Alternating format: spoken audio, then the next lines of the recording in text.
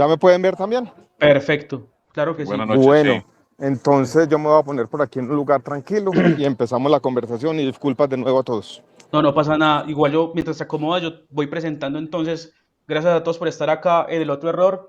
Esta vez con el grandísimo Alejandro Gaviria. Es para mí un placer y un honor tenerte en el club, tenerte acá con la conversación abierta para todos. Creo que las palabras acercan y las palabras son el motivo. Y si las ideas no se comparten, no son ideas. Y tenerte acá es un lujazo y un placer. Así que bienvenido a este club de lectura que más que un club es como el espacio para hablar de todo un poco y que el libro sea una excusa para hablar de la vida misma y de todo lo que pasa alrededor de nosotros. Te cuento que este club está hecho por amigos, básicamente, se va reuniendo gente que nos vamos viendo cada 8, cada 15 días con diferentes libros y diferentes temáticas, pero que se va conformando Y como una cuéntame familia. un poco, Anto, ¿cuánto tienen? ¿Cuántos se han reunido? ¿Cuál es la historia?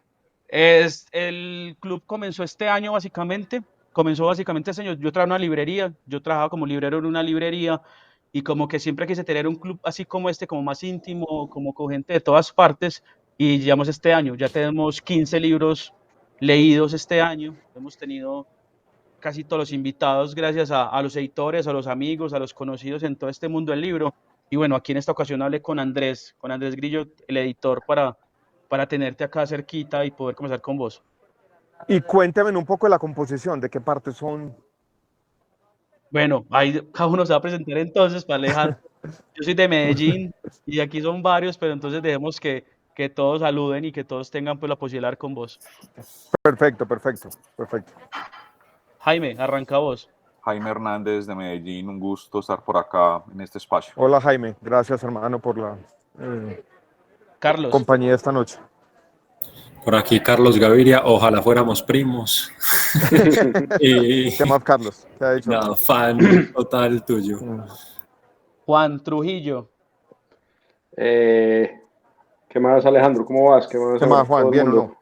¿Qué ha Bien, hecho? bien. Juan Trujillo, Medellín, vivo en Massachusetts, en Boston, hace 16 años. Muy fan de tus libros, Alejandro. Ah, bueno, gracias Juan por la lectura. Dora Banin. Hola, yo soy Dora Vanini y soy de Cali. Hola Dora, Igualmente he leído la mayoría de tus libros ya. Me muchas encantan. gracias. María Angélica. Buenas noches, Alejandro. Como Buenas la noches. mayoría de mis compañeros lo mencionan, muy fan de tus libros y pues de tu carrera en general. Y bueno, soy de Barranquilla, aunque vivo en Medellín hace ya casi 10 años. Ok, gracias. Giovanni. Hola Alejandro, aquí Hola Giovanni Giovanni, ¿cómo Acosta. estás?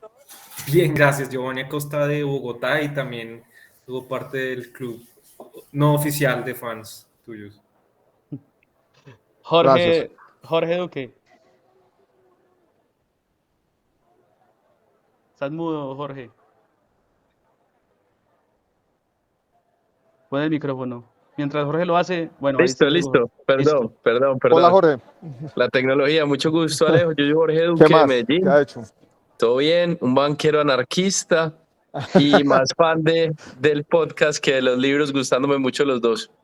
Ah, bueno, gracias hermano. Manu Sánchez. Bueno, yo soy Manuela Sánchez, también de Medellín, Hola Manuela. admiradora de tus libros y creo que coincidimos ahí en la admiración por Borges y por el poema Los Justos. Entonces, Gracias Manuela. Ahí está Sara Jaramillo.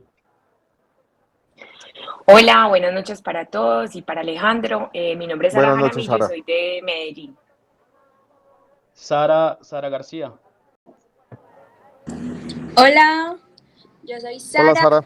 soy de Río Negro, seguidora fiel del podcast que tienes con Ricardo. Un gustazo, muchas gracias. Gracias. Vivian. Hola, ¿cómo estás? Yo me conecté aquí rapidito desde el metro porque no alcancé a llegar, pero súper contenta de poder estar acá y colarme un momentico para poder escucharte. Hola Vivian, gracias. Paula. Gracias. Hola, buenas noches para todos. Yo soy de Hola Villavicencio, Paula. pero actualmente vivo en Medellín. También muy fan y pues con muchas ganas de poder escuchar hoy Muchas el tema. gracias. Mariana Duque. Hola Mariana. Hola a todos, ¿cómo están? También de Medellín. Un gusto, un placer, un honor escucharte y tenerte acá cerquita. Muy fan del Club de Antu. Por lo tanto, seguí su recomendación en leerte. Gracias. Bueno, y Andrés, Andrés el editor, y Hola Andrés. Alejandro. Hola Alejandro, ¿cómo vas? Bien, bien Andrés. ¿Qué más, Qué bueno. hermano? Qué pena aquí Bien. la demora en entrar, pero bueno, ya lo logré. No, no pasa Ahora ya nada, le... igual aquí estamos echando chisme de Y libros gracias Andrés también por coordinar este espacio. Sí, yo Qué también le bueno. doy las gracias a Andrés por eso. Le una lluvia de correos para gestionar esto y bueno, se dio por fin. Alejandro, entonces bienvenido por estar acá. Esta vez nos cita, no espero hacer ese viaje, su más reciente libro, escrito en un momento muy bonito de, digamos que, de lo que yo sí soy seguidor full de todo lo que has hecho, hasta todo el trabajo que hizo tu padre también en EAFID, lo que hizo en la ciudad, también he seguido muy de la mano lo que ha hecho Pascual en la radio y tu trabajo en particular me gustó mucho la atención. Cuando vi que estaba este libro como opción para el club, estuve muy feliz, me puse muy feliz cuando salió el libro, porque siento que salió un gran momento de tu vida, ¿sabes? Como que sin conocerte y sin saber mucho de vos, como que el libro iba a ser tu libro más bonito hasta el momento. Yo creo que cierra como cierra como un estilo y cierra como una idea que es hablar, es poner como el pensamiento y poner el debate sobre la mesa. Y creo que con esto puede cerrar ya como ese grupo de libros desde Alguien tiene que llevar la contraria del 2016 hasta hoy. Creo que todos los libros que han salido ahí, que son los que creo que todo el mundo menciona acá, tienen como un mismo tono y un mismo hilo y soy muy fan y muy feliz de poder conversar contigo acerca de este libro hoy. Gracias Santo. Voy a decir algo sobre lo que acabas de decir. Incluso tú anticipabas algo que yo creo que le alcancé a decir a Andrés, que yo sentí que con este libro sí se cerró como un ciclo de libros, como unas ideas que yo quería expresar, como que hay cierta continuidad. Los libros son una combinación de experiencias de vida, pero también de ideas y de libros. Uno podría decir que muchos de los libros son libros sobre libros también, o libros que nacen de libros o que nacen de lecturas. Alguno, como siquiera tenemos las palabras en el fondo, es casi que escoger algunos de los libros que están en un lugar privilegiado de la biblioteca y verterlos en otro libro. Y yo sentí eso, que no espero hacer ese viaje, es un libro que cierra ese ciclo. Y si voy a escribir un libro próximamente tendrá que ser diferente. No sé todavía en qué forma o de qué manera, pero yo siento lo mismo. Y yo creo que tú en eso tienes la intuición exactamente que yo estaba sintiendo cuando lo terminé. Sí, yo creo que al leer este libro, digamos que obviamente es un personaje como Spike, que ya ahorita más tarde hablaremos de Spike, que es como el eje central de este libro. Primero, gracias por traer a Spike, y ahorita que ya casi se cumplen los años para que la obra quede pública, seguramente todo el mundo la puede reproducir y no solo acantilado y unas pocas editoriales más, sino que más gente lo va a poder leer porque es difícil, es costoso, es escaso para leer, entonces que tú hables de Spike a un año casi de cumplirse lo de los derechos me parece muy bonito y brillante. Y aparte siento que, no sé, cuando estaba leyendo, siquiera tengo las palabras, pensaba mucho en Spike, como faltará Spike en algún libro de Alejandro, y justo nos das un libro completo casi que de él. Entonces es como un azar también como lector y una suerte también para leer. Alejandro, por qué esa inquietud de hacer como esa de hablar de libros sobre libros o de esa arqueología de libros, como tú lo llamas en otros espacios? ¿Por qué te motiva esto? ¿Qué te lleva a escribir sobre lo que lees? Yo voy a decir como tres cosas. Alguna vez, con la autoironía que tenemos todos, yo dije que tal vez lo que me llevaba a escribir tanto sobre libros era que carecía un poco de imaginación y que la buscaba suplir esa carencia también escribiendo sobre libros. Pero en el fondo todos estos libros tienen un origen similar. Es que a mí me gusta ser un lector activo, me gusta rayar los libros. Tengo una libreta donde escribo ideas de los libros. Y en algún momento, incluso estas ideas cuando están surgiendo, yo las he comentado con Andrés, me surge esa idea de contar lo que yo he encontrado en los libros y contar cómo yo he vivido la vida también a través de los libros. Porque, por ejemplo, si vamos a Hoy es Siempre, todavía es un libro donde hay libros, pero también hay mis experiencias de vida, pero mis experiencias de vida filtradas por los libros. Y he tenido ese impulso a compartir mis lecturas y compartir las ideas sobre libros no solamente de las ideas, sino que en algunos de los libros, siquiera tenemos las palabras, incluso en este, y también en Otro fin del mundo es posible, hay ideas sobre los libros objetos, sobre ciertos libros que yo encontré, ciertas, eso que tú llamabas ahora la arqueología literaria. He tenido ese impulso, pero como lo decíamos ahora, también pienso que esa forma de escribir ha llegado como a un ciclo. Yo sí sentí que hay un círculo que se cerró. También pienso que a mí la escritura y la lectura me ha acompañado en mis labores profesionales. Incluso alguien habló del podcast ahora, Ricardo Silva en el podcast me hizo una pregunta una vez. Bueno, teniendo vidas tan distintas, habiendo sido tecnócrata, habiendo sido político, habiendo tenido tantas experiencias, ¿qué quedó de esos cambios de piel? Y yo siempre pensé la pregunta y le dije, lo que quedó tal vez fue la lectura y escritura. Entonces, de alguna manera, los libros son también una forma de verter lo que ha sido mi vida. Yo siempre he vivido leyendo y escribiendo, por decirlo de alguna manera. Te iba a preguntar justo por eso, creo que es una pregunta que es más fetiche mío, pero aquí cabe y es, Hágale, hermano. ¿cuál fue ese momento en el que te hiciste lector? ¿Recuerdas ese libro o ese momento que hizo clic? Todos tenemos un libro que nos ha hecho clic, pero ¿cuál fue en este caso el tuyo? ¿El que me hizo lector o que me hizo escritor? No, lector primero. Lector primero.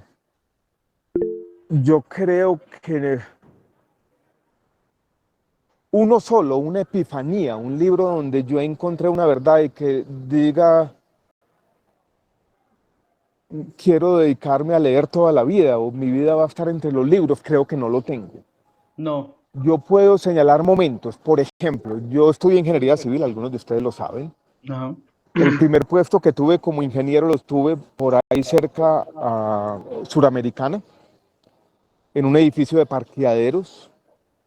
Me pusieron a hacer un trabajito que era simplemente hacer un seguimiento de quienes pagaban las cuotas iniciales de una urbanización como de 120 apartamentos. Yo aprendí a programar en Lotus 1, 2, 3 y esa tarea que me iba a ocupar muchas horas me ocupaba unos minutos al día y pasaba tremendamente aburrido. Y yo esperaba la hora de almuerzo para irme a una pequeña librería, que no sé si todavía existe, por ahí por los lados de Suramericana, y me encontré los libros de Fernando Vallejo. Estamos hablando año 88, 89, Los Días Azules, Fuego Secreto, y yo encontré ahí como una celebración de la palabra, de la vida, una forma que fue algo de eso. Yo digo, yo quisiera hacer alguna cosa como esta. Después, cuando estaba haciendo mi doctorado en economía, entre números todo el día, econometrista, terminaba algunas clases y me iba no a la biblioteca, sino a la librería de la universidad a buscar los libros de literatura. Y ahí me encontré algunos de los cuentistas gringos hiperrealistas, Raymond Carver, entre otros, que me daban una especie como de solaz también, de salirme de un escape de ese mundo. Y también me decían, yo quiero de alguna manera hacer esto también. Quiero no solamente ser un tecnócrata, alguien que vive entre números tratando de entender una parcelita de la realidad, sino algo más. También en ese momento los libros de Joseph Brodsky, sus discursos y su forma un poco irónica y a veces despiadada de entender el mundo, me sacaron de ese mundo de los números y letras. Después, en mi primer trabajo como economista terminando el doctorado fue Joseph Conrad, el que me sacó de ese mundo. Y yo me acuerdo que leí una columna que escribió Gabriel García Márquez en su momento en la revista Cambio sobre una posible visita de Joseph Conrad a Colombia. Yo terminaba mi trabajo de tecnócrata a las 5 de la tarde, cogía el metro de Washington, 3 estaciones adelante, me iba a la biblioteca del Congreso y leía biografías de Conrad para entender si este tipo había venido a Colombia o no en el año 1876. Y ahí me encarreté con Conrad y eso me llevó también a buscar en el mundo de la literatura un refugio sobre lo que era mi vida profesional. Después, cuando yo me enfermo de cáncer en el año 2017, yo creo que pasa algo en mi vida y es que ese mundo de la literatura, que era un mundo aparte, como un refugio, como un remanso, como una especie de oasis de mi vida profesional, que era otra, se juntan. Y yo veo que los puedo juntar. Y empiezo, si se quiere, a cambiar un poco mi discurso y mi forma de habitar el mundo de lo público. Y mi piel de tecnócrata se va cambiando por otra. no necesariamente opuesta, pero distinta. Pero esa fue como la trayectoria. Yo quisiera señalar a Brodsky, a Vallejo, a Raymond Carver y a Conrad como autores que fueron muy importantes en los últimos años de vida. No hay uno en el colegio. No, en el colegio yo era un lector desordenado, no terminaba los libros que leía. Más que un libro, fui un profesor. El profesor mío de Filosofía y Comportamiento de Salud en el Jorge Robledo, Ignacio Álvarez, el que me instigó a escribir, el que me daba libros y me decía lea esto y lea lo otro. Tremendo. Juan, ¿tienes una pregunta para Alejandro? Hola, Juan. Sí, hola Alejandro. Una pregunta, no recuerdo de cuál de tus libros porque creo que los he leído todos, pero es sobre Orwell, que es otro de los escritores de los que Creo que escribís. hay algo en Siquiera tenemos las palabras Siquiera sobre tenemos Orwell. palabras. Sí, sobre el cuento de matar el elefante, que yo lo había leído hace no sé cuántos años y me pareció gracioso encontrarlo ahí. Y era, si coincidís, pues a mí me ha parecido siempre que Orwell fue mejor periodista que escritor, así haya sido muy buen escritor. Y había un libro que se llama Down and Out in London and Paris, no sé si alguna vez lo viste, que él se va a trabajar en los restaurantes de París y a vivir de pordiosero en Londres. No sé si tenés algo de... ¿Coincidís conmigo en algo de eso? Sí, voy a plantear, Juan, una coincidencia. Hay dos escritores ingleses que siempre me han gustado y me han llamado la atención. Orwell es uno, Aldous Huxley es otro, el que escribí. Y los dos, Juan, me parece que tienen esa característica que tú describes. Yo creo que Huxley fue siempre mejor ensayista que novelista, tenía poca imaginación. Incluso por allá hay una reseña que escribió Jorge Luis Borges alguna vez de sus cuentos, en el que se preguntaba a este hombre, ¿para qué escribe esto? ¿Cuál es el propósito? Estos cuentos tan carentes de cualquier imaginación. Y Orwell me parece lo mismo. Él era tal vez mejor cronista y periodista, y sus novelas, tanto Un Mundo Feliz como 1984, son novelas de ideas.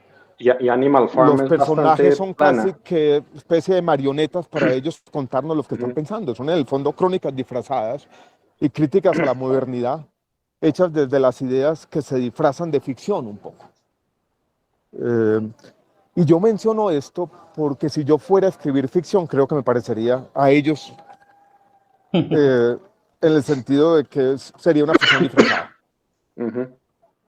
No es que me esté comparando con ellos, ni mucho menos, pero yo creo que yo también carezco de esa capacidad para, en la ficción, crear personajes de verdad, reales.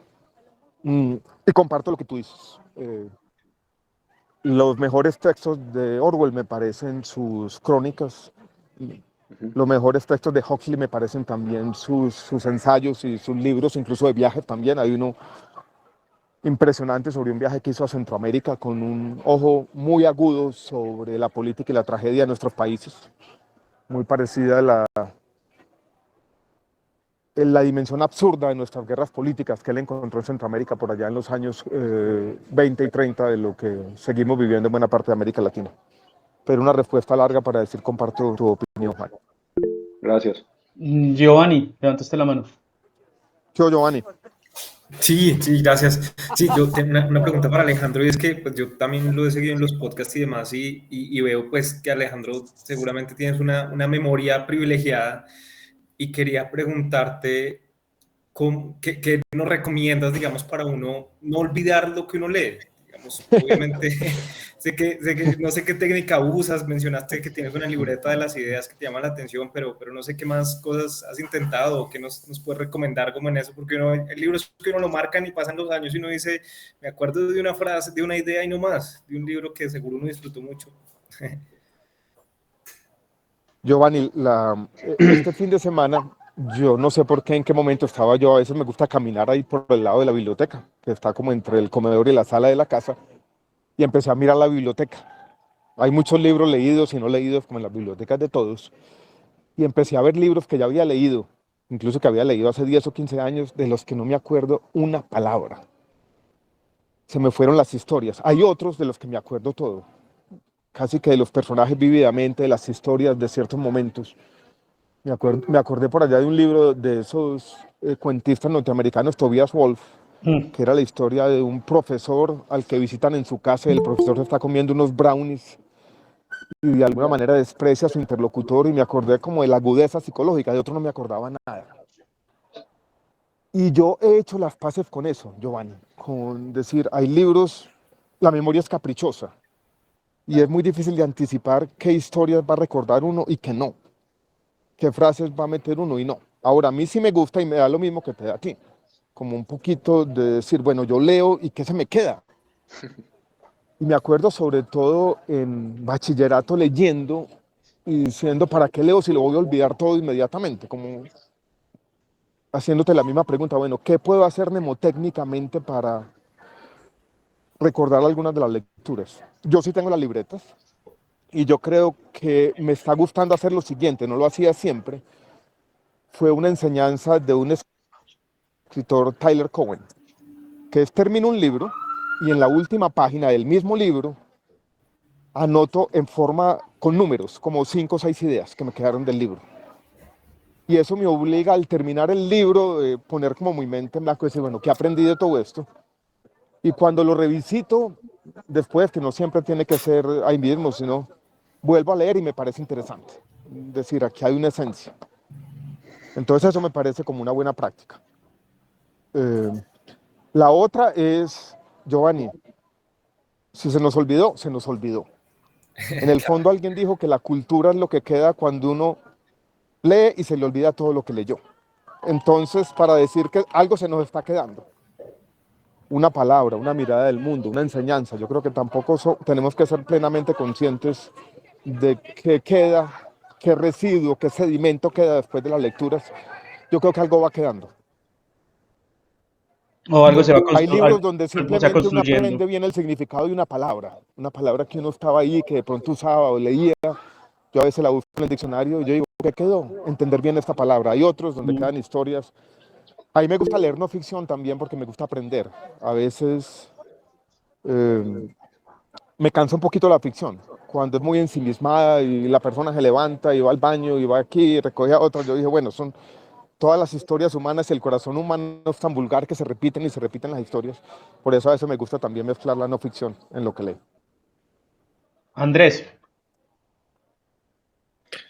No, simplemente quería agregar una cosa para Giovanni, es que recuerden en Fahrenheit 451, cuando el pueblo de los libros, que son nuestros sobrevivientes que se han retirado de la civilización, y se aprenden libros completos, pero algunos no se acuerdan sino de un fragmento. Entonces yo creo que al final eso es lo que también queda, o sea, lo que quede, como dice Alejandro, es lo que queda, yo creo que es perfecto. Es lo que dio Ahora, quedar Giovanni, siempre. también hay una cosa que yo creo que escribir también nos hace recordar. Y quizás juntando esto con la primera pregunta, quizás yo escribo sobre libros porque como Giovanni no me gusta olvidar lo que leo. Entonces quizás sea una obsesión mnemotécnica lo que hay detrás de todo esto también. Es la lucha contra el olvido y la lucha por la memoria, lo que a mí me ha llevado quizás a escribir libros sobre libros, apenas lo pienso ahora conversando con ustedes. Gracias, Alejo. Yo te iba a preguntar eso, justo para volver al libro un poco. Hubo una epifanía para pensar si Conrad visitó o no visitó Colombia. ¿Cuándo fue ese momento que se te prendió, se te iluminó la cabeza el bombillo para relacionar o que te diste cuenta que una relación entre Latinoamérica, Colombia, Brasil, es bike? ¿Te diste cuenta de esto cuando fue como que se te iluminó y dijiste, eso aquí hay algo bueno para escribir sobre esto? ¿Sobre Bike o sobre Conrad? Sobre Bike. Sobre Bike, el momento fue un momento que tiene una historia como de varias partes. Yo me posesioné como rector de los Andes en julio del año 2019 y la semana siguiente tuve un almuerzo con una persona que había sido compañera mía de gobierno, Jorge Humberto Botero, no sé si algunos lo tienen en mente. Él fue ministro de Comercio en el primer periodo del expresidente Uribe, de 2002 a 2006. Yo era en su momento subdirector del DNP y trabajamos una amistad, éramos como dos liberales en ese gabinete que poníamos problemas, los dos llevábamos la contraria. Y desde ese momento nos volvimos amigos. Fui rector de los Andes, no nos veíamos, me nombraron rector de los Andes, no nos veíamos hace un tiempo y me invitó a almorzar. Y me dijo, era 2019, me dijo, usted como rector debería tratar de revivir una historia que pasó en la Universidad de los Andes que fue muy importante. fue una revista que publicó Germán Arciniegas, que llamaba El Correo de los Andes.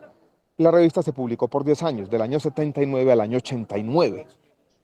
Y era un esfuerzo de divulgación cultural, de poner en contacto el mundo de la cultura con mucha gente, de divulgación, que hoy no hacen las universidades hiperespecializadas, dedicadas muchas veces a contar citaciones. Yo incluso en el discurso mío de posesión como rector había dicho, hablándole a mis colegas académicos, aquí nadie lee porque todo el mundo está muy ocupado escribiendo cosas que nadie lee.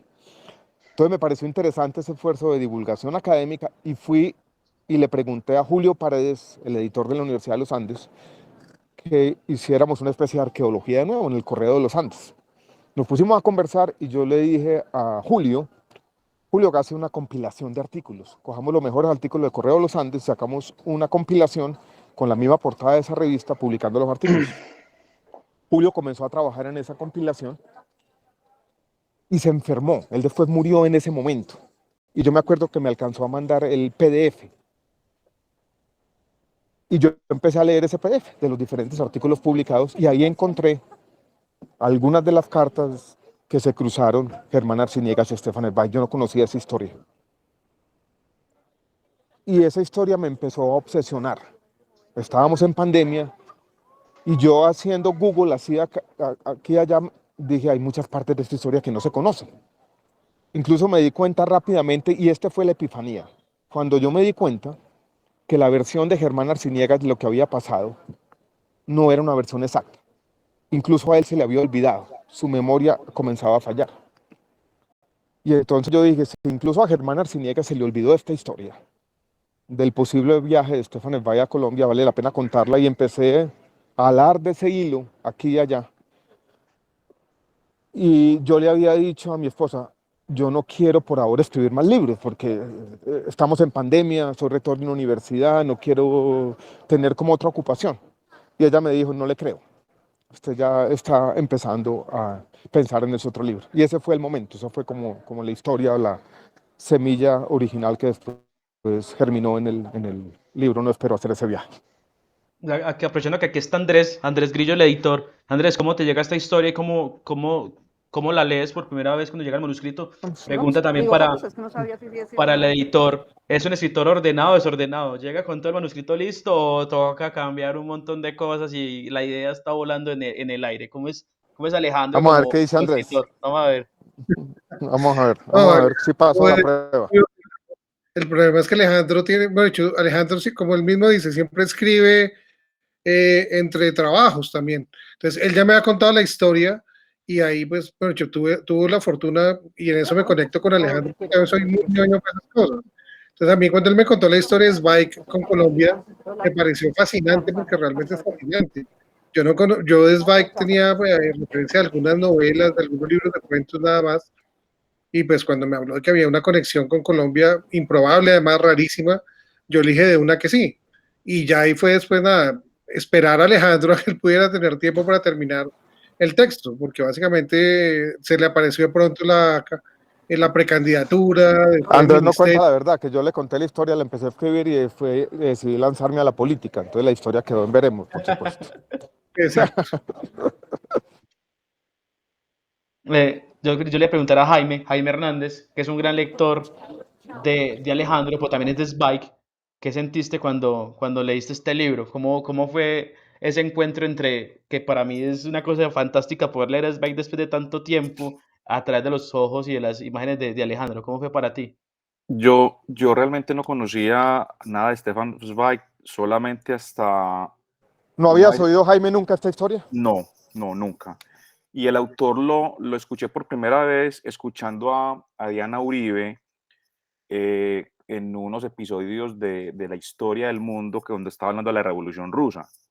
Y mencionaba el episodio de que este autor escribió un libro que se llama Momento Estelar de la Humanidad, y uno de ellos es cuando Lenin lo montan en un vagón de tren y se vuelve para Moscú y arranca la revolución rusa.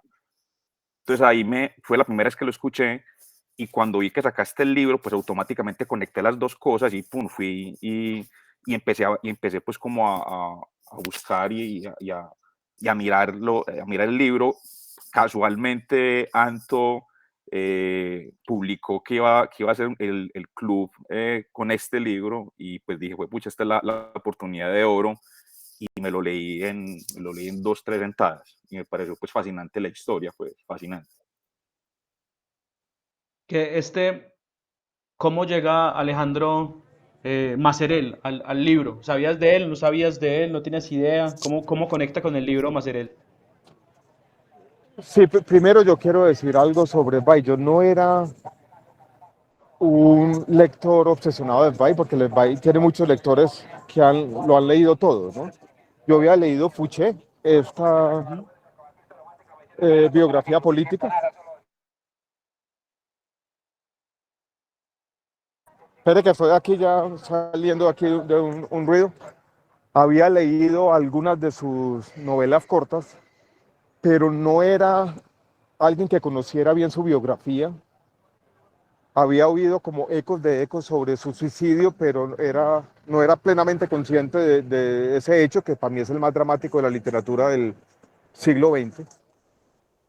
Y todo este tema fue también para mí una especie de descubrimiento.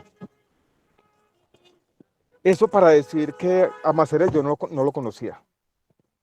Solamente he conocido una persona recientemente, que es el director de la Casa de Poesía Silva, Pedro Alejo Gómez, que me dijo, no, yo conocía toda la obra de Macerel. Yo creo que con Macerel, Franz Macerel, en Colombia al menos, yo creo que en buena parte de Europa, su obra se está olvidando. Incluso me llamó la atención, yo buscando una copia de un libro que menciono en el final de ese capítulo, que se llama La Danza Macabra.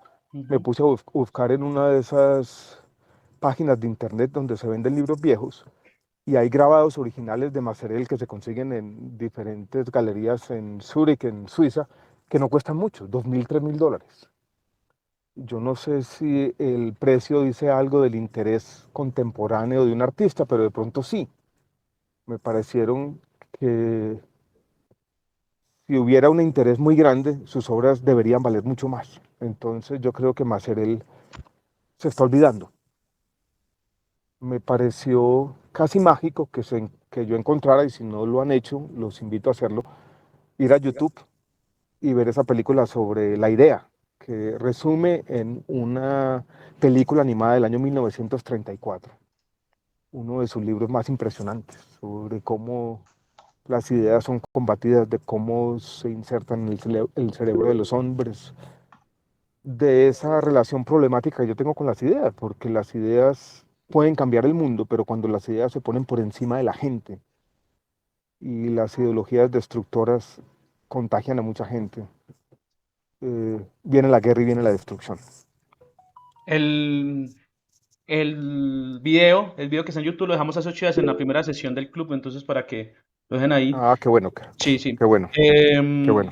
Te voy a hacer una pregunta. Hace 8 días, en la primera reunión que tuvimos del libro, cuando uno habla de Alejandro Gaviria es hablar de ideas, de las pocas cosas que creo que son de las pocas personas en el país en estos momentos que despiertan despiertan ese amor de alguna forma, o esa impresión de cuando uno habla de vos, habla de ideas, no habla de otra cosa.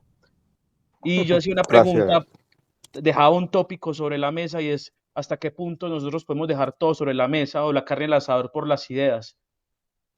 Yo te pongo ese ejemplo sabiendo lo que, te lo repito, lo que hizo tu papá por la educación acá, cuando también fue alcalde de esto, que puso a pensar a una comunidad estudiantil que no se inquietaba por nada. Igual lo hiciste tú también en los Andes, cuando sacaste la universidad a la calle y se interesaron por otras cosas. Y eso es muy valioso, y uno lo agradece, así no sea uno un protagonista o activo dentro de esa historia, pero uno agradece ese tipo de cosas. ¿Hasta qué punto Alejandro deja todo por las ideas? ¿Hasta qué punto las ideas le ganan al hombre, o el hombre a las ideas en tu vida?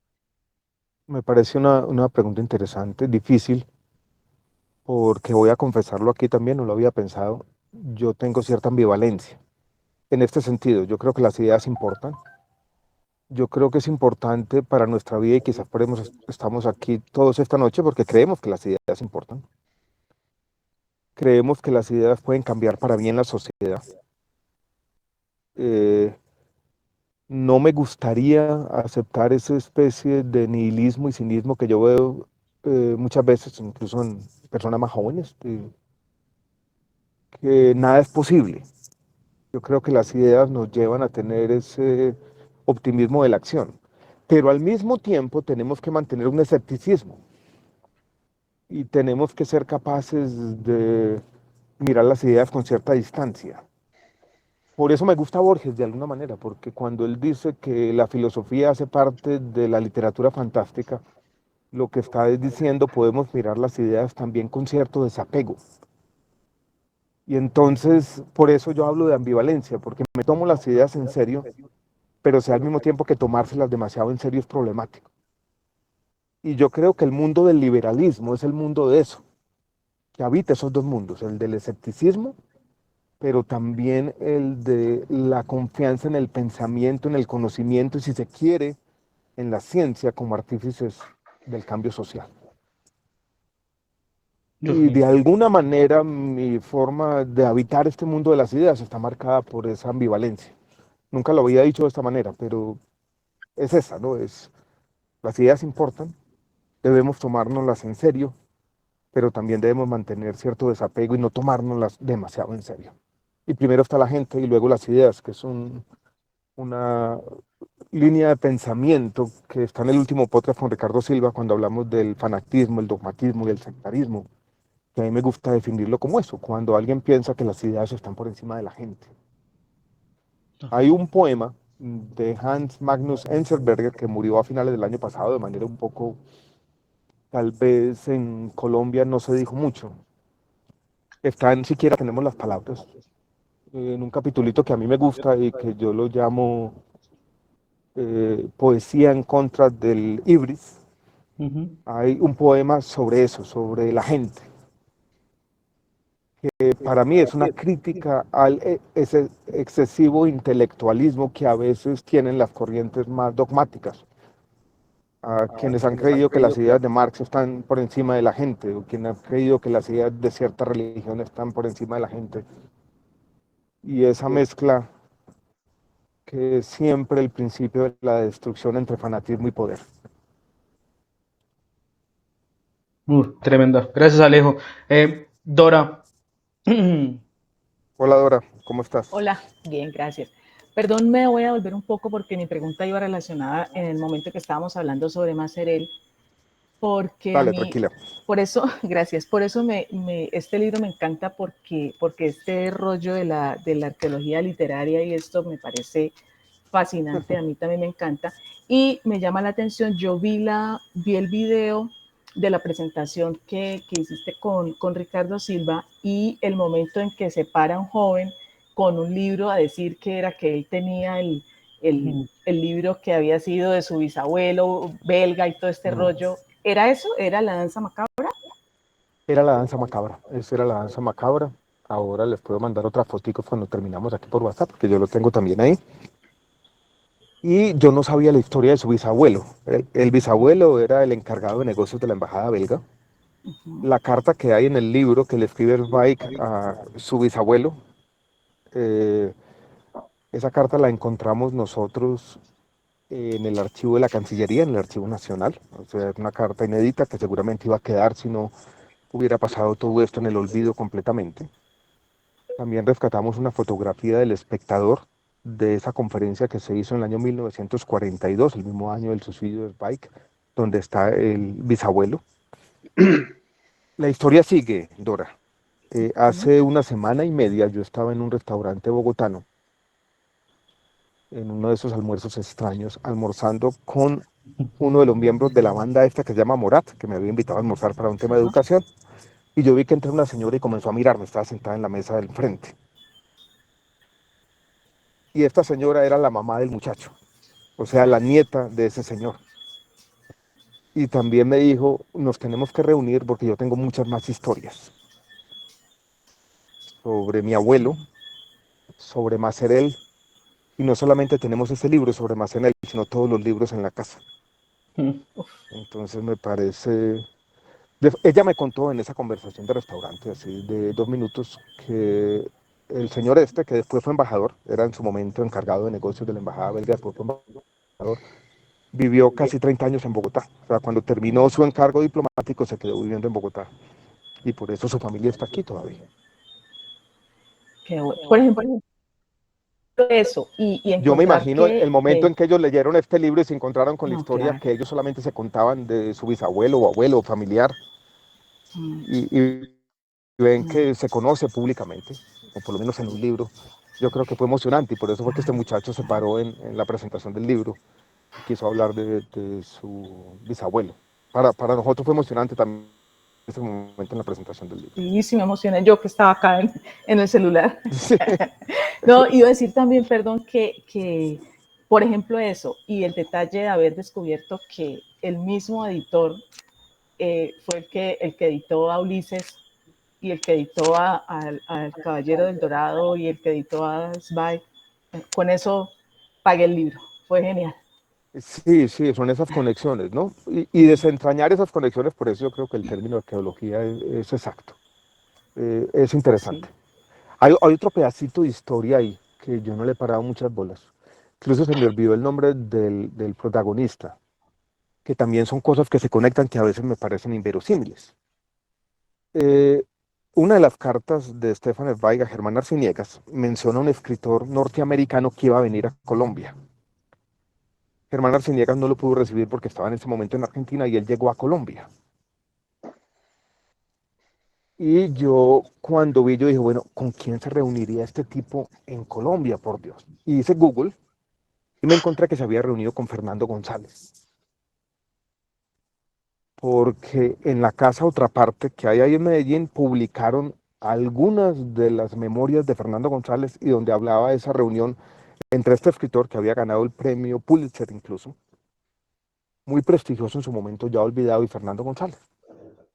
Pero lo más alucinante de la historia es que yo había conseguido, por alguna razón, una primera edición del maestro de escuela de Fernando González y lo tenía ahí casi en el escritorio. Y abro yo y está dedicado a este tipo.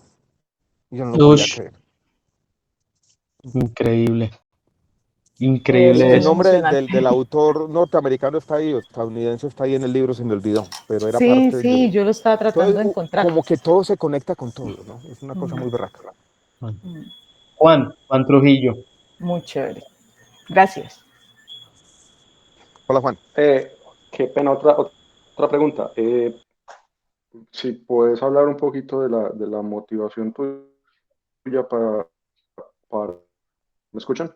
Sí, sí, te escuchamos. De la O por motivación lo menos yo te tuya, escucho. sí, de la motivación tuya para escribir. Pues yo he escuchado, pues no, creo que alguna vez fue García Márquez que decía que él no tenía otra opción que escribir, pues para él era algo que tenía que hacer.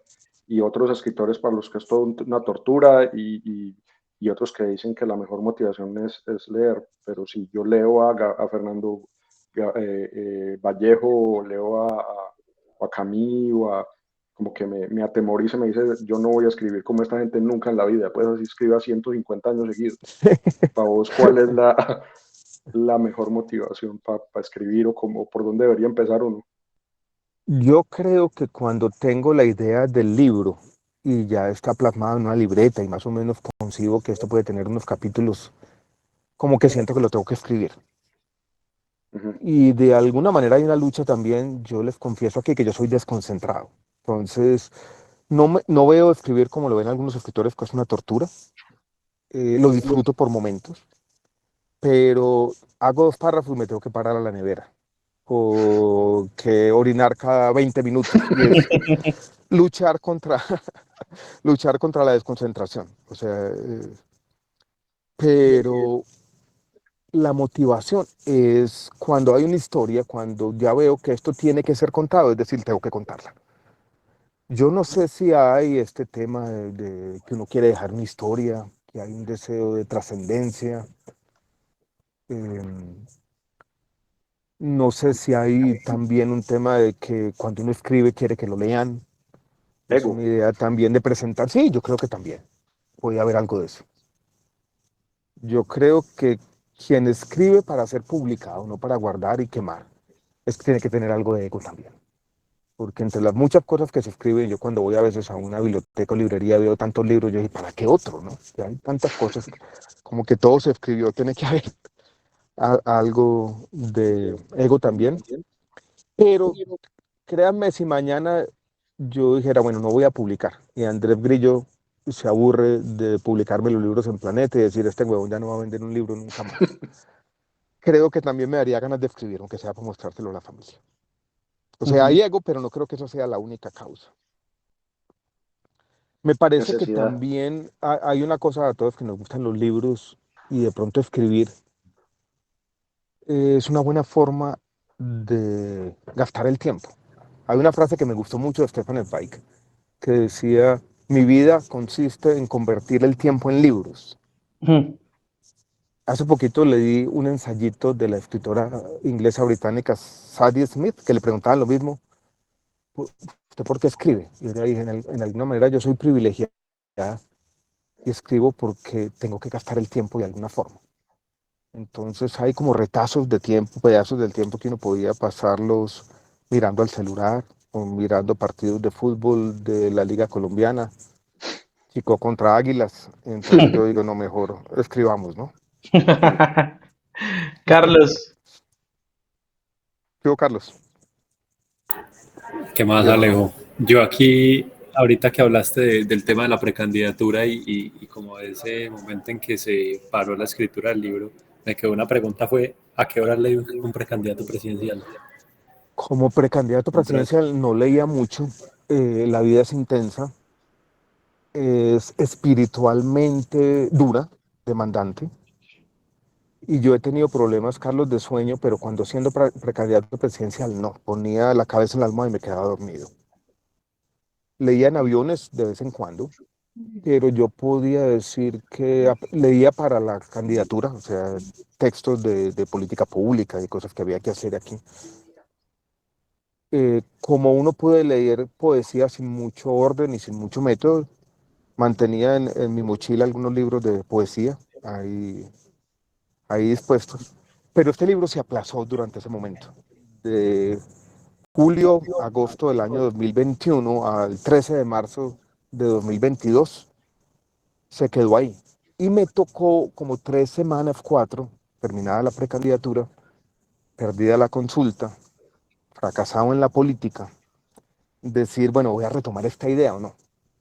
Y fue exactamente en Semana Santa del año pasado que yo como que tuve el valor de decir, bueno, voy a revisitar y voy a revivir esto. Teníamos un Google Drive con buena parte de las investigaciones, yo empecé a mirarlas meticulosamente y ahí cogí impulso y esto empezó a gestarse de nuevo. Tenía como el 30%, 35% del trabajo hecho, había capítulo y medio escrito y lo retomé. Y lo retomé después de la aventura política. Gracias, Alejo. Giovanni. Hola, Giovanni. Hola, gracias otra vez. Alejandro, otra pregunta que surgió obviamente al leer el libro. Yo pues me imaginaba la frustración de Zweig, pues tal frustración que lo llevó pues al ver ese, como decía, ese suicidio de Europa y pues que lo llevó a él mismo a suicidarse, ¿no? Como imagino esa frustración, esa impotencia de ver que pues la sensatez se perdió y que pues se toman decisiones totalmente equivocadas y pues que llegan pues claro hasta niveles como los que vivió en la Segunda Guerra Mundial. Entonces quería preguntarte ya en tu vida pues personal y política, bueno, más política que personal, ya al estar en esos cargos en que bien como ministro o en otras entidades del sector público y demás, tienes que negociar cosas y uno tal vez ver que en la política pues no logra convencer a las personas a pesar de que uno sea lo más sensato y que uno, no sé, tal vez vea como ideas y cosas que uno diría, bueno, ante esto es lo más razonable, deberíamos todos lograr ponernos de acuerdo. Entonces la pregunta es ¿cómo lidias con esa frustración al ver que la sensatez no cala en todo el mundo o pues no en todos? Sí.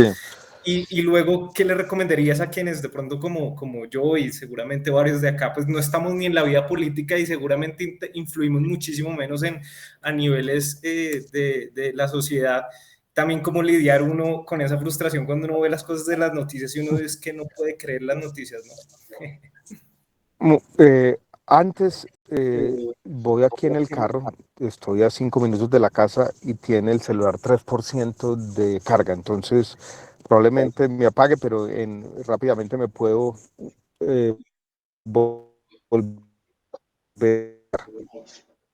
A mí esa frustración de a veces temas autodestructivos en la política, yo se la estoy sintiendo un poco con la reforma a la salud, no sé si habrán dado cuenta que estoy participando en ese debate, me produce angustia. Y me produce quizás mucha angustia. No es fácil habitar ese mundo, no es fácil ser testigo de no solamente la insensatez, sino los argumentos que la justifican, ver que esos argumentos prevalecen muchas veces.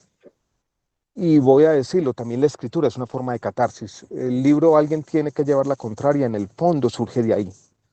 Es un testimonio de un funcionario público tratando de, no sé, habitar ese mundo con una especie de práctica cotidiana de cierta razonabilidad y fracasando en muchas instancias. Y yo en ese momento tenía un blog y escribía por ahí y ventilaba mis frustraciones también. ¿Cómo lidiar con eso?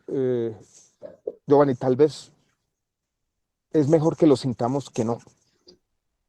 O sea, lo peor es caer en una especie de cinismo que ya no nos importa. Entonces yo creo que esa frustración es de alguna manera un sentimiento político positivo, porque de alguna forma también está diciendo que creemos que las cosas pueden hacer distintas y guardamos cierta esperanza que van a ser distintas. Y queremos estar aquí hablando de libros, ya a punto yo de desconectarme, porque creemos que las ideas pueden llevar a...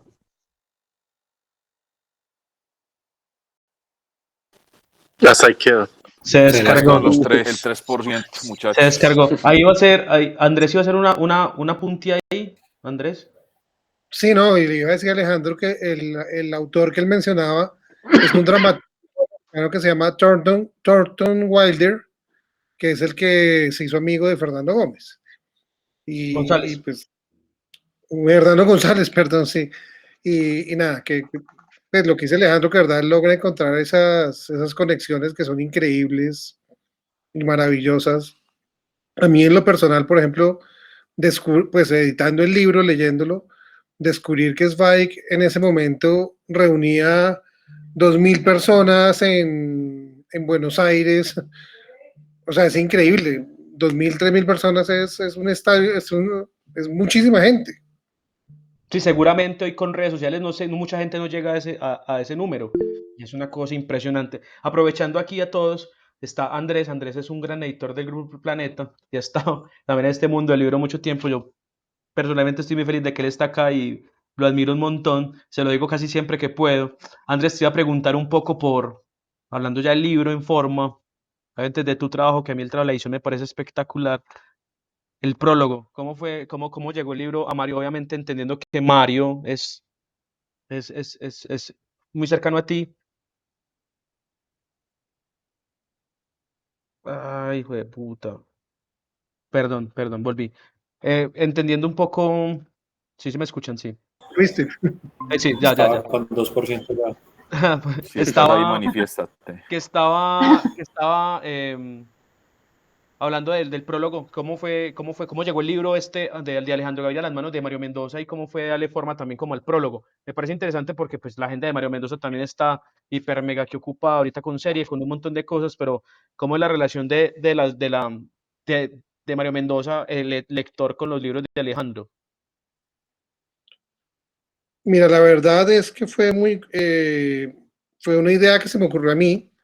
No sé si lo dijiste, bueno, pues yo soy el editor de Mario también. Y por la cercanía que tengo con Mario, por lo que Mario ha escrito, Mario es un gran fan de Stefan Zweig hace mucho tiempo. Y Mario, digamos, él siempre ha citado, cuando ha hablado del caso de Campo Elías y Poseto, la novela de Zweig o los cuentos del síndrome de Amok, que están en los cuentos de los mares del sur. Mario siempre ha citado eso. Mario es fanático del jugador de ajedrez. Y cuando yo le conté a Mario que Alejandro estaba escribiendo un libro sobre Zweig, en un momento se me ocurrió decirle, le dije, oye, yo sé que tú estás súper embollado de cosas, pero no sé si te gustaría hacer un prólogo. Y pues le pareció increíble que Alejandro contara esta historia y después de revisar sus cosas me dijo, listo, yo lo hago. Y fue muy curioso porque, por ejemplo, yo estuve preguntando, y Mario lo menciona ahí, que él nunca, durante el tiempo que estudió literatura, nunca le hablaron de Zweig. Y él lo ha mencionado también en Leer y Resistir. Zweig no existe ninguna cátedra de Zweig en ninguna universidad. Y yo estuve averiguando para contarles a ambos, a Mario y Alejandro, y hay muy pocos, es más, no hay trabajo sobre Zweig como tesis de ningún tipo. La gente lo menciona en tesis por temas específicos, pero no hay ninguna tesis doctoral ni de tesis de grado de nada que trate sobre Zweig, que es muy curioso porque, verdad, yo pues a raíz de la edición del libro de Alejandro, compré el libro El Mundo de Ayer y de verdad es una obra maestra, o sea, la forma como Zweig narra su infancia, su juventud, como habla de la Viena que desapareció, realmente uno queda como, wow, es un libro que toca además la cantidad de gente que conoció en su momento, o sea, Zweig se codeó con Rilke, con una cantidad de escritores que están en ese momento, entonces es un testimonio de verdad increíble. Las biografías que hizo Zweig son maravillosas también, o sea, realmente es un escritor, pues como Alejandro lo dice en el libro, o sea, era el escritor más importante del mundo en ese momento, y un escritor errante que termina sus días en América, y solo pensar la posibilidad que hubiera pasado si él hubiera logrado llegar acá, pues es como, le raya a uno la cabeza, porque uno dice, listo, se viene a Colombia y el 9 de abril del 48 estalla todo. O sea, sí, es muy raro, es muy curioso. Pero digamos, la conexión para que Mario hiciera el prólogo fue esa. Que sé que Mario también es otro devoto de Zweig impresionante. Ya, le pregunto eso porque pues es muy curioso ver el prólogo y sabía que Mario Mendoza obviamente en Leer y Resistir justo menciona algo de esto. Andrés, aprovechando que estás acá, hablando un poco también de tu trabajo, qué tiene de nuevo esta edición de Mario Mendoza Leer y Resistir? Que es el lanzamiento el sábado justo en la Feria del Libro de Bogotá. En esta edición Mario cambió el prólogo porque cambió totalmente la tapa. Ya no va la foto anterior. Está una foto nueva, dos fotos nuevas para la tapa y para la contra. Entonces cambió el prólogo que Mario hizo y además agregó un capítulo completo que era un libro que no había circulado, digamos, no había circulado de forma abierta, sino que era un cuadernillo que él hizo durante la pandemia que se llama Instrucciones para crear un monstruo, que son 10 textos, y ese texto había circulado pegado a Caópolis, a la novela gráfica que él hizo. Sí, que también se cerró Entonces, ya justo. exacto, entonces él dijo, al volver a revisar el material, dijo, este material está perfecto para que vaya acá, y lo incluimos como un capítulo extra. Ok, volvió Alejandro. Ya Aquí está de continúo nuevo aquí. Alejandro. Buenas noches a todos, qué pena. No pasa nada. Les cuento la historia. Es que esta tarde vino Carolina, mi esposa, y me dijo que la habían invitado a la conferencia de Chimamanta ahí en la Feria del Libro, era a las 5 de la tarde. Yo le dije, bueno, vámonos, eso dura hora y media, 5 a 6 y media, en media hora estamos aquí en la casa y me conecto. Y por supuesto empezó 5 y media. A las 7 no se había acabado. Yo estaba como en la parte de adelante, era difícil salirse y sufría y yo estaba sudando. Yo decía, Andrés me escribía, yo dije, bueno, ya voy, y al fin me logré escapar, ahí me conecté en la Feria del Libro, después monté el carro, comencé a ver que el celular mío ya lo conozco, que cuando llega al 10% de carga, ese último 10% se acaba rapidísimo, entonces yo dije, se me va a descargar este celular, pero bueno, aquí estamos. Aquí estamos. Aprovechaba a preguntarle, aprovecha que estabas ahí en ausencia mientras llegabas, le preguntaba a Andrés sobre el prólogo que hace Mario Mendoza, pues que es bello también, que es una cosa Sí, es muy bonito, muy impresionantemente, bonito. es muy bonito. Y te iba a preguntar a ti justo también hablando ya del libro físico un poquito y de la forma, la dedicatoria que tiene a Álvaro, a San Librario. ¿Por qué?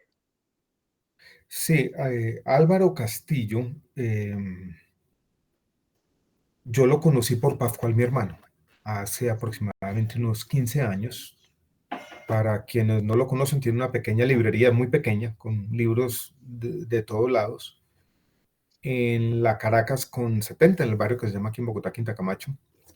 Pascual le mamaba gallo y le decía el osco librero, porque él era un poquito mal genio, que no le tocara los libros aquí y allá. Y yo empecé a ir a la librería de él como cada mes y medio, cada 2 meses, y él me llama y me dice cualquier cosa. Y me ha pasado con él 2 cosas que me han parecido alucinantes. En el libro Otro fin del mundo es posible, yo me había encontrado por casualidad una carta de Aldous Huxley a un Mr. Ibáñez en Colombia. Y yo dije, ¿quién será ese Mr. Ibáñez? Y le pregunté a historiadores, le pregunté a Jorge Orlando Melo, el historiador, a este historiador Malcolm Dees, que es un colombianista inglés experto en Colombia, y nadie me supo dar razón.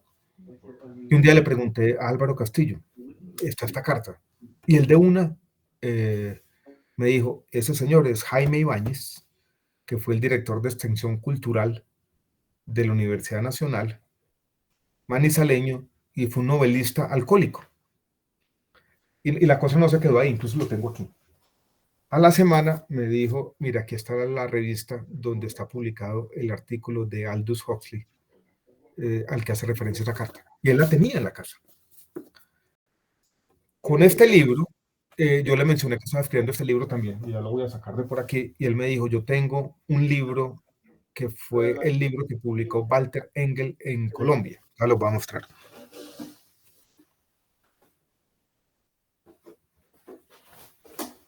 Y este es el libro. O sea, no solo, el tipo no solamente descubre quién lo escribió y dónde están esas conexiones bibliográficas, sino que tiene los libros. Y este, por ejemplo, me lo regaló. Entonces, si estamos hablando de arqueología literaria, ese ha sido un poco el tema de algunos de estos libros. Álvaro es el arqueólogo, es el que conoce todas estas conexiones, el que de alguna manera tiene en su mente cómo unos libros se conectan con otros. No solamente tiene eso, sino tiene las piezas también en su casa. Yo no sé dónde es que las tiene ese huevón. Entonces, La librería está repleta hasta el techo de libros. A Álvaro Castillo, que tiene esa memoria prodigiosa, que sabe cómo los libros se conectan unos con otros, y que tiene en su mente todos los libros, de alguna manera. También sobre este libro, voy a mostrarles algunos otros.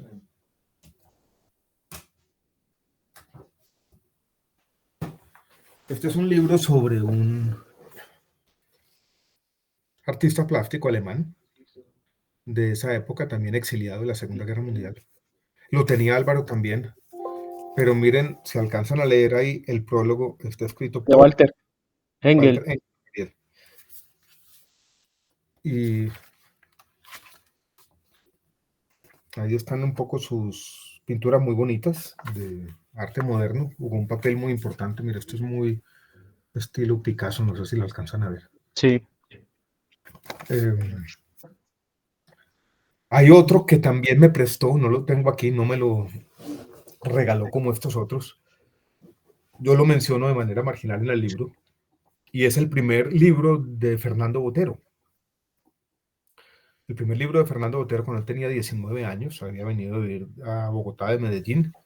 El prólogo lo hizo Walter Engel, y el libro lo tenía en su casa Álvaro Castillo. Incluso me dijo que una biblioteca de una universidad bogotana, no me quiso decir cuál, le había ofrecido mucha plata por ese libro porque no se consigue. Y el prólogo de ese libro es un prólogo que escribe Walter Engel sobre Botero, diciendo: este joven artista plástico colombiano va a ir a Europa y va a llegar de nuevo a Colombia y va a juntar la mirada local con la mirada europea y va a hacer historia en las artes plásticas colombianas, que fue clarividente de alguna manera Walter Engel sobre eso. Entonces, yo creo que no dedicarle el libro a Álvaro Castillo casi que hubiera sido una descortesía. Si estamos hablando de arqueología literaria, pues el hombre tenía que estar ahí. Gracias, Alejandro, por eso. Manuela. Él se dio cuenta, no, yo le mandé, cuando Andrés me manda el primer ejemplar del libro impreso, que eso para un escritor siempre es bueno conocer el ejemplar. Él va mucho a Cuba, él tiene un apartamentico en Cuba y creo que tiene una novia por allá. Y va mucho a Cuba, y él estaba en Cuba cuando yo le mandé la portada del libro y la dedicatoria. Y él me dijo, lloré, me dijo de alguna manera, porque su vida son los libros, Y él de alguna manera tiene como esta especie de resentimiento de que ya nadie le agradece a los libreros nada. Y que es una profesión como que está por ahí. Entonces, hay otra parte bonita de eso. Él va a Cuba y trae libros de allá. En el último podcast con Ricardo Silva mencionó este que tengo aquí. Es una edición de los diarios del Che en Bolivia. Y él vino con este libro y me dijo, hermano, esa gente en Cuba, esos libreros están muriendo de hambre. Un librero me dijo, vende este libro en Colombia por 300.000, 400.000 pesos y me manda la plática. Y este libro, que en el fondo yo lo ojeé y me parece una historia interesante porque es una historia como de cruzado, ¿no? Es una historia de las ideas por encima de las personas. Uno sabe que van a fracasar y siguen ahí. Y es un libro, yo no sé si lo alcanzan a ver, está firmado por Fidel Castro. Para un mamerto es una joya la más berraca del mundo. Los diarios del Che en Bolivia. Vales, pero plata, le digo. Sí, vale, sí. Imagine que en el año 2021 yo estaba rector de la Universidad de los Andes y una persona hoy conocida en Colombia, de nombre Gustavo Petro, me pidió una cita. Y vino aquí a la casa con una idea que yo creo que está muy en el centro de la discusión política en Colombia hoy. Y él me dijo, la unión de las ideas progresistas y la unión de las ideas liberales es muy importante para ganar las elecciones y para gobernar a Colombia. Y un poco por las tensiones entre esas dos ideas, yo salí del gobierno, por lo que yo llamaba la necesidad de flexibilidad programática que yo no veía en temas como la salud. Yo sigo pensando que mantener un gobierno de coalición donde esas cosas se junten es importante para no caer en un proceso de radicalización que le haga daño a Colombia. Y mi esposa estaba reunida en la sala aquí de la casa, yo estaba en un pequeño estudio que teníamos en la época de pandemia, y él empezó a mirar los libros que había, y vio este, y yo se lo mostré. Y en ese momento tuve el impulso de regalárselo. Decirle, bueno, lleves ese libro, pero dije, es como un regalo como demasiado obvio, ¿no? Si se lo voy a regalar, se lo regalo más bien a un man de derecha, para que lo tenga por ahí en su casa. Y no pero bueno, sobrevivió. O se lo hubieras vendido. Ese ímpetu se lo hubiera vendido. Pero bueno, y aquí está. Entonces Álvaro como que ha alimentado esta pasión por ciertos libros. Hay un personaje no espero hacer ese viaje, que es Hernández Catá, Alfonso Hernández Catá. Era un poeta menor, que era el embajador de Cuba en Brasil, en Río de Janeiro. Y él se hizo muy amigo de Stefan Zweig.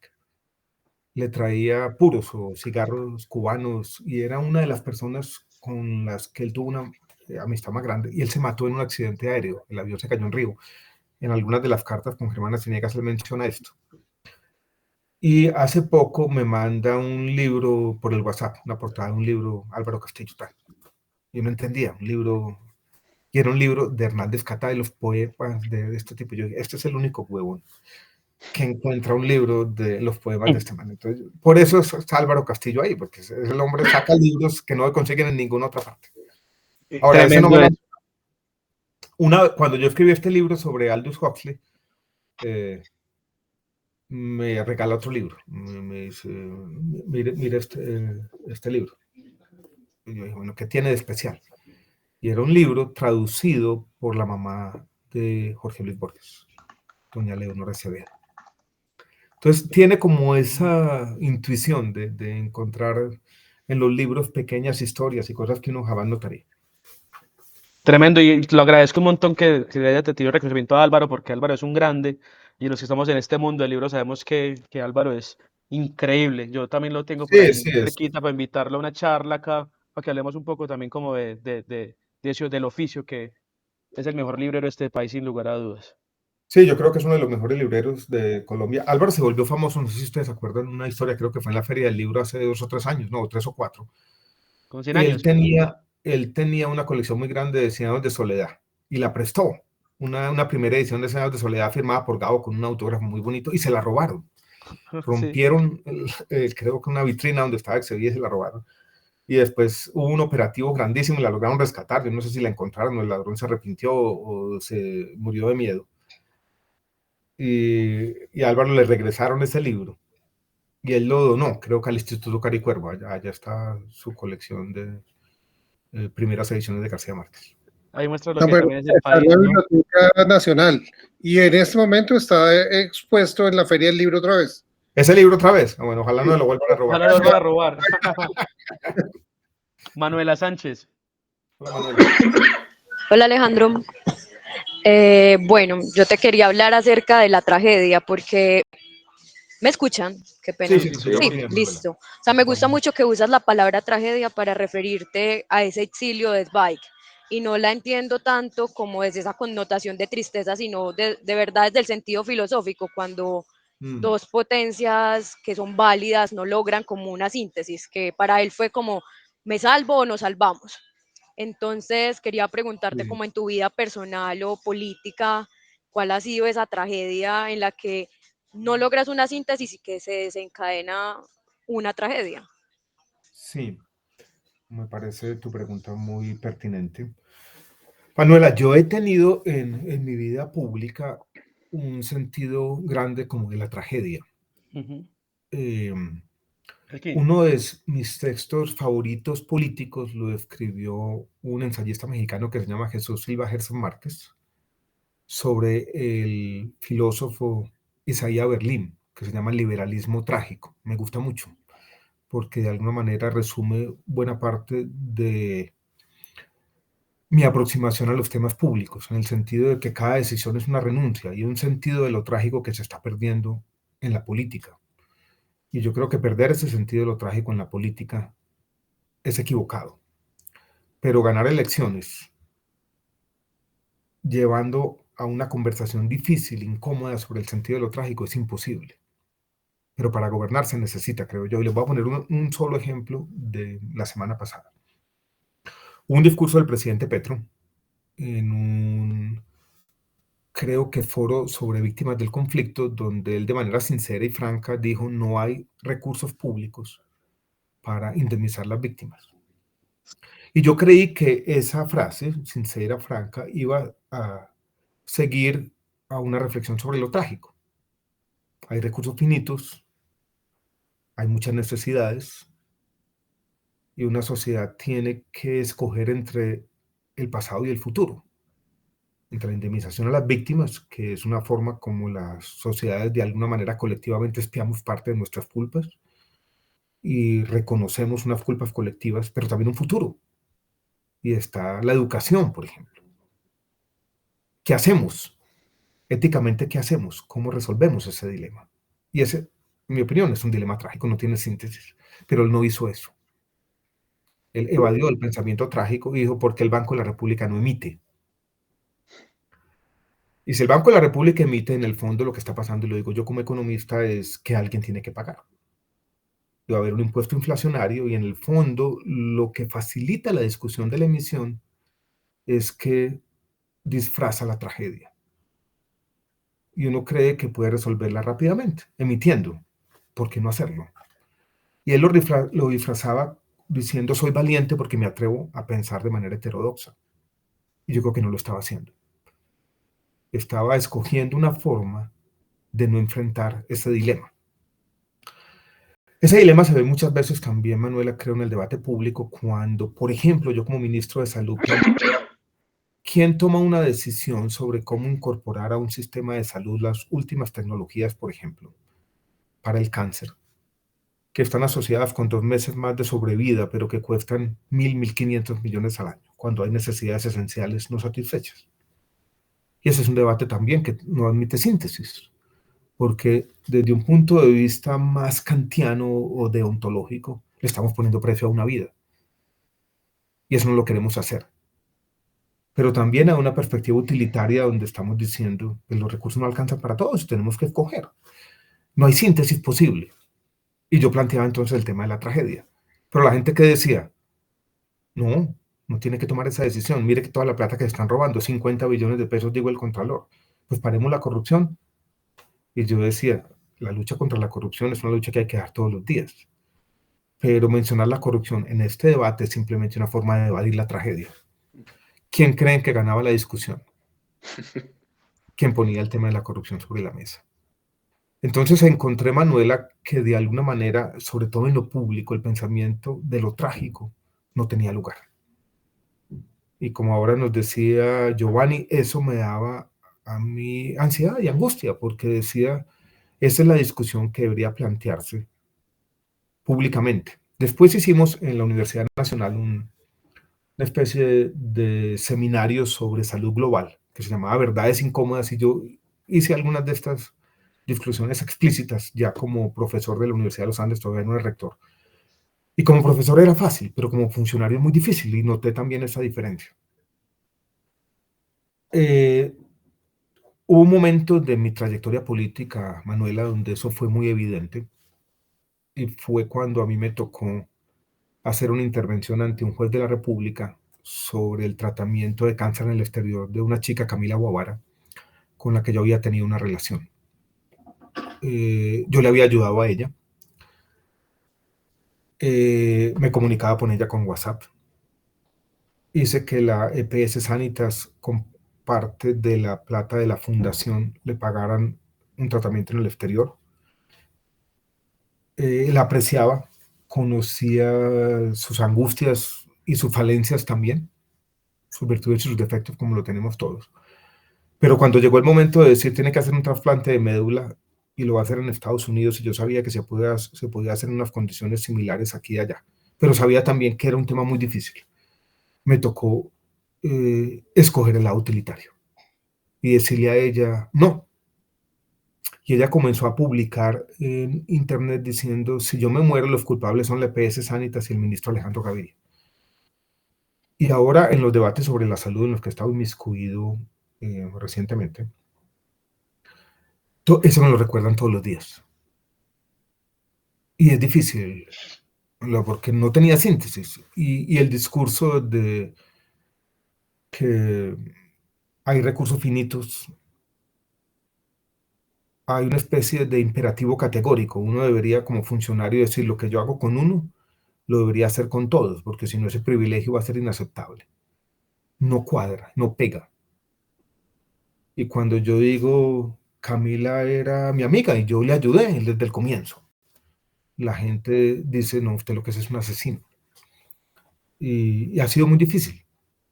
Yo en el libro de siempre todavía trato de contar esa historia, diciendo, quizás yo me equivoqué en una dimensión, y es que cuando vi el debate público, no mencioné este lado personal, y decir, mire, yo traté de ayudarla a ella, me aproximé, hablé con su familia, hablé con su mamá, incluso me inmiscuí más de lo que uno se debe inmiscuir como funcionario, es decir, llamarle, decir cómo va su enfermedad y todo. Pero cuando me tocó tomar la decisión, dije, tengo que tomar la decisión responsablemente. Pero debía haber mencionado el otro tema, debía haber mencionado la persona, el ser humano, la tragedia, tal vez haber sido más empático en la forma como se presenta este dilema ante la sociedad. Pero ese fue un momento difícil, lo sigue siendo. Me impresiona todavía cómo mucha gente lo sigue repitiendo, a pesar de que yo creo que íntimamente saben que pagar tratamientos experimentales en el exterior en un sistema público de salud es imposible. Pero se sigue utilizando ese caso para mostrar en principio las debilidades del sistema de salud, que tiene muchas debilidades y tiene muchos problemas, pero este no es uno de ellos. Lo digo con toda sinceridad. Una historia larga. Gracias, Alejo. Juan Trujillo. Qué pena yo preguntando tanto. Hablabas de tragedia, y para mí tragedia tiene una connotación de inevitable, como las tragedias griegas, que no, el protagonista no tenía agencia y es lo que los dioses y el destino quieran. ¿A qué te referís con eso en la vida pública, en la tragedia, y dónde va la inevitabilidad ahí?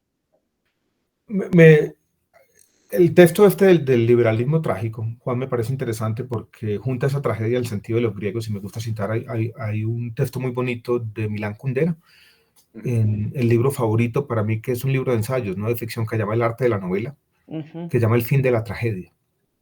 El fin de la tragedia es cuando dejamos de entender ese tema de los griegos. Una tragedia no es un hecho triste, una tragedia es cuando uno, como lo decía Manuela, tiene una disyuntiva en la vida y cualquier camino que coja va a ser difícil, ¿no? Toda elección es una renuncia, a eso me digo, que ese tema en el sector público es especialmente trágico, porque en el fondo lo que uno está decidiendo muchas veces es quién vive o quién no vive, sobre todo en salud. Y eso es trágico, Juan, me refiero a eso. Y me refiero a que muchos de los problemas de la política pública no se derivan de aspectos técnicos, y en eso yo me separo un poquito de mis compañeros tecnócratas, sino de la incapacidad en estas democracias mediatizadas de dar esos debates éticos y de plantear esa dimensión trágica. De pronto De que cuando se esas asignan los presupuestos públicos y uno le mete una plata a un lado y la otra, en el fondo está tomando decisiones muy complejas sobre vidas humanas, sobre vidas que pueden haber sido distintas, más dignas de un lado si se dejan de invertir recursos. Y ese sentido trágico que hay detrás de muchas decisiones de política pública, que en el fondo es una invitación a tener discusiones éticas difíciles, incómodas, me ha acompañado muchas veces como funcionario. Y no todo el mundo puede quedar contento, ¿cierto? No, y no todo el mundo lo va a quedar. Ujú. Y tratar de dejar a todo el mundo contento no lleva a mejores decisiones, sino lo contrario. Jaime. Pero va a ganar una elección con ese discurso y verá. No es posible, ¿no? Hoy me parece que plantear estos dilemas es muy difícil. Jaime. Sí, yo tengo dos preguntas. La primera es que arrancando el libro hay una frase que me llamó mucho la atención. Dice, en su mente, Suramérica y no Estados Unidos se erigía como el mundo del futuro que podría reemplazar su malogrado mundo de ayer. Me preguntaba qué fue específicamente lo que deslumbró a Zweig para decir de que Suramérica era el mundo del futuro y entender que años después esto aquí se volvió un enredo gigante.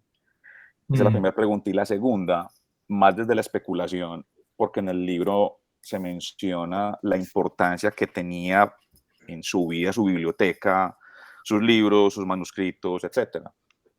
Y desde la especulación, obviamente, ¿será que si por alguna razón que desconocemos, si hubiera podido rescatar esa biblioteca y trasladarla completa a Brasil, él se hubiera podido salvar? Él hubiera tomado la decisión de decir, pucha, aquí tengo un refugio y con esto me puedo seguir para adelante. Me dio mucha vuelta a la pregunta porque lo mencionas mucho en el libro, de la importancia que tenía para Zweig su biblioteca.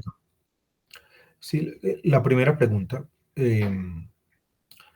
Yo creo que Zweig quería creer que América en general, pero Sudamérica en particular, y digo Sudamérica en particular porque él ya había tenido contacto con los Estados Unidos y no le gustaban los Estados Unidos.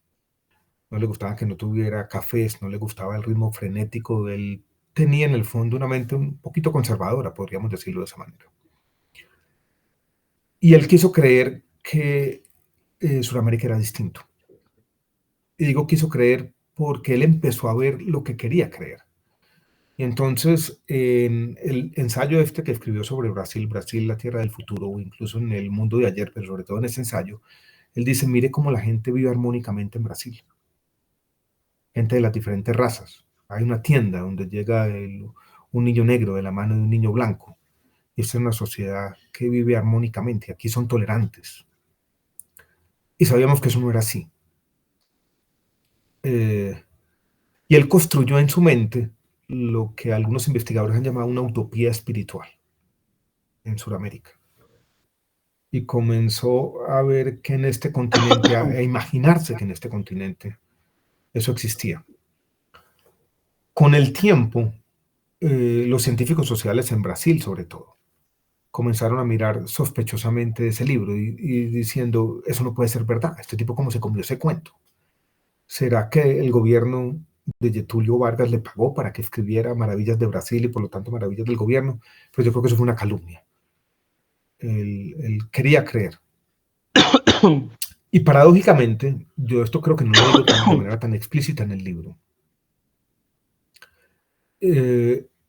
hay un hecho en Colombia donde Germán Arciniega le había dicho, no, por allá en Brasil y en Argentina, esa es la Sudamérica Atlántica que se parece mucho a Europa, venga aquí a Bogotá, que aquí sí hay otra distinta. Pero él se muere, el suicidio se da un domingo, el 22 o 23 de febrero del 42, puede haber sido uno o el otro. El domingo siguiente, en El Siglo, se publica este artículo de Laureano Gómez, que es todo menos algo de tolerancia, o sea, aquí estábamos locos como en Europa. Un artículo desalmado, ideológico en extremo, antisemita, en nada reflejaba esa idea de una unidad espiritual del ser humano. Entonces, si uno fuera a examinar a Zweig y su ensayo sobre Brasil, que en el fondo es un intento de él de hacer ciencias sociales, porque eso es, como científico social no diría, este tipo se enloqueció. O sea, no tiene la razón, pero hay que mirarlo como literato, es lo que él quería creer.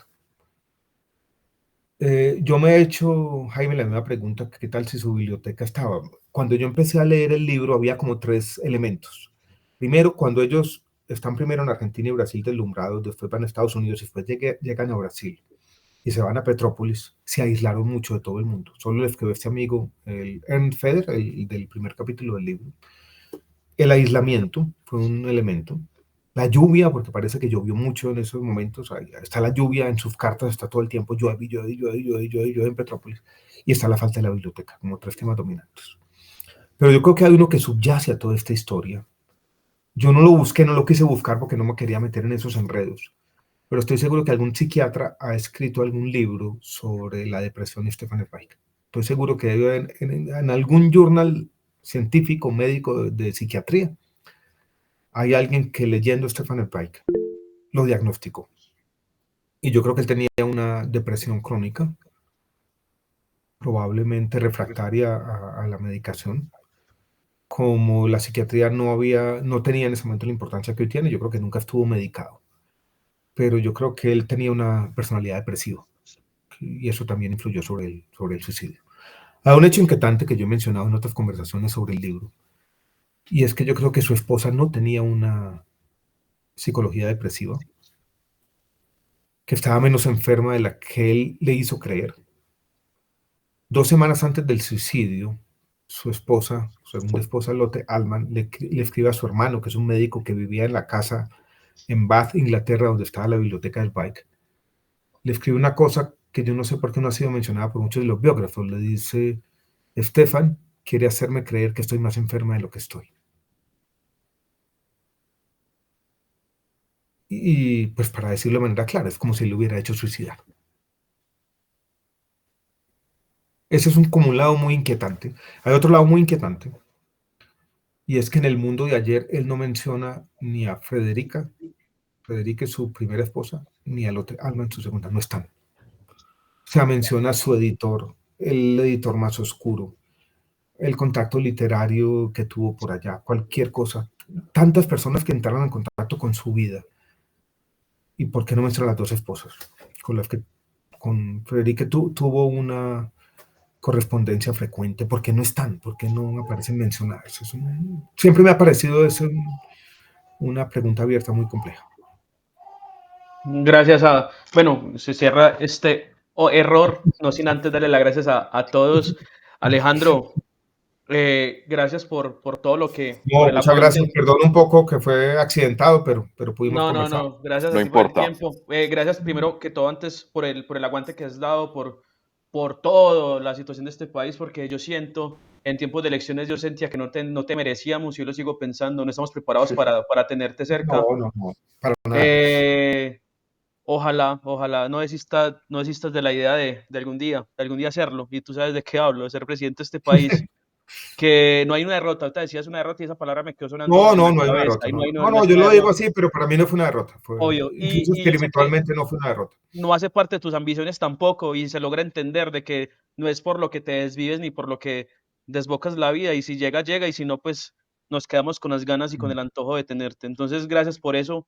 Bueno, gracias a todos. Espero algún día podernos encontrar ya personalmente. El sábado, bueno, por Muchas cierto, gracias. los que van a estar en Filbo el sábado, Alejandro va a estar presentando a Juan Mosquera Restrepo, que fue nuestro Yo primer voy a libro estar en con este una mujer club. aquí el sábado el 22 y el 22, que es este sábado, y el domingo siguiente, el 30, también aquí.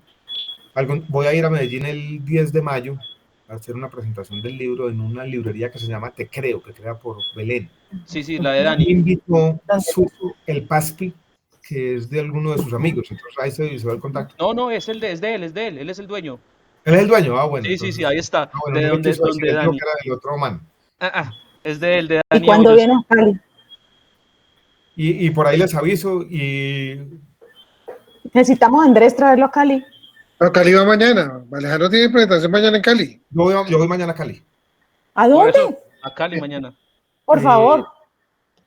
Ahí le digo a Andrés que te mande el Yo te la paso ahora, yo te paso la información. Yo te paso la ¿En información. serio? No tenía ni idea. Sí, voy mañana Esa para es acá. una pregunta. Por eso se corrió el evento de mañana para Aquí hoy. estoy pues. con mi libro para firmar.